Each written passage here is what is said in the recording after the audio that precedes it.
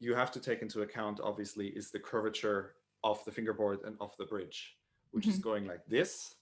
And if you come to pits like this, you pits the other way than the curvature. So what you do, you pits like this, you put in a lot of effort, you hurt your second finger. You probably only hit the G or D string really fully.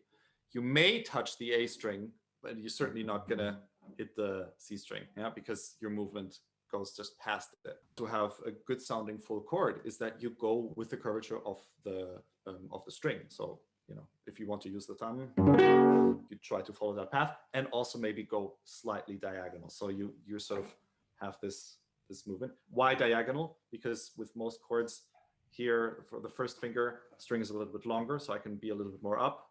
And also for the low string, it's nice to have it not too tight, but to have it more like bow, bow. So for me, it's good to be a little bit higher here for the C string, and then for the top string, I want to have a lot of articulation. Yeah. Now, what I also hear a lot is sort of this generalizing sound instead of, you know, hearing bam, but just kang.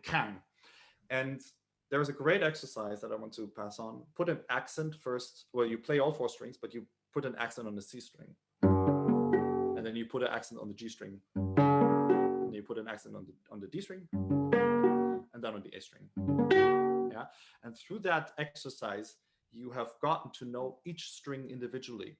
So you don't just play the strings at once, but you make them more pronounced. Yeah.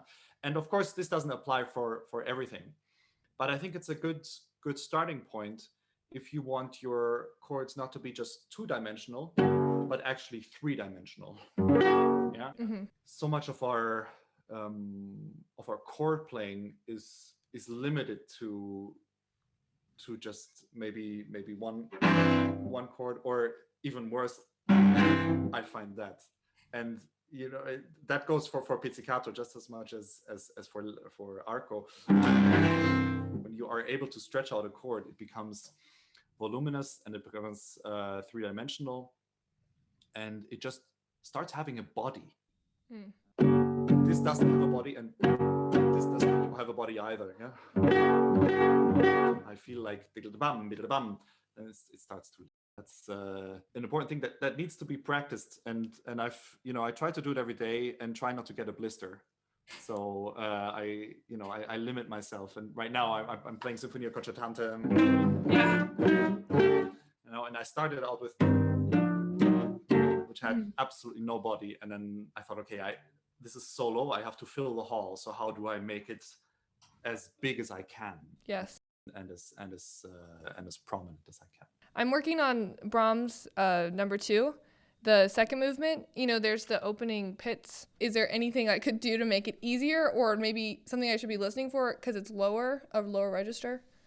I often find myself that I'm looking for the solution on the C string here, and I end up being a little bit higher than I expect. Yeah, so instead of,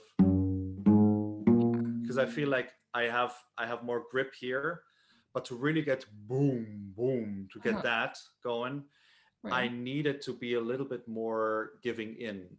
Okay. And this is counterintuitive because obviously it sounds really terrible, and this the projection for the A string will be here, but exactly because the string is so thick. And to think of not of individual pizzicatos, but to think of the line, right?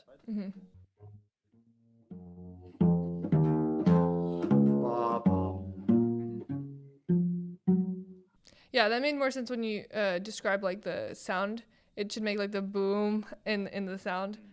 Yeah, because it's so easy to get like bang bang, you know, and you want boo boo. Yeah.